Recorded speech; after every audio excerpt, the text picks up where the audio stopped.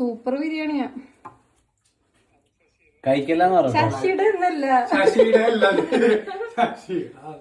Hello, ഇന്ന് എൻ്റെ വീട്ടിലെ 3 ഫ്രണ്ട്സ് കൂടെ നല്ല കിഡു ബിരിയാണി ഉണ്ടാക്കി. ഞാൻ പേഴ്സണലി 100-ൽ 101 മാർക്ക് കൊടുക്കും. എനിക്ക് അത്ര ഇഷ്ടമായി. നല്ല അടിപൊളി ബിരിയാണി ആയിരുന്നു. അതൊക്കെ കഴിച്ച് നമ്മളൊന്നൊരു സ്ഥലം വരെ പോവുകയാണ്. നമ്മുടെ വീടിന് അടുത്ത് തന്നെ. അക്ഷയ്, നമ്മൾ എങ്ങോട്ടാ പോകുന്നേ? എന്തടിച്ചു മാറ്റാൻ? അടിച്ചു മാറ്റാനൊന്നല്ല, ഇവിടെ ലണ്ടനിലല്ല ഒരുവിധം യൂറോപ്യൻ കൺട്രീസിലും നമ്മുടെ വീട്ടിൽ നമുക്ക് ആവശ്യമില്ലാത്ത സാധനങ്ങൾ യൂസ് ചെയ്ത് കഴിഞ്ഞാൽ അത് വീടിൻ്റെ ഫ്രണ്ടിൽ വെക്കും. അവരത് കളയുന്നതിന് പകരം ആവശ്യമുള്ള ആരെങ്കിലും എടുത്ത് പൊക്കോട്ടെ എന്ന് വിചാരിച്ചിട്ട്. അപ്പം നമ്മൾ വീട് മാറിയപ്പോൾ നമുക്ക് ഒരുപാട് ഫർണിച്ചർ കിട്ടേണ്ട ഒരു ആവശ്യമുണ്ട്. അപ്പം നമ്മളെല്ലാവരും കൂടെ പോയി ഒരു വീടിൻ്റെ ഫ്രണ്ടിൽ നിന്ന് ഒരു അലമാര എടുത്തു.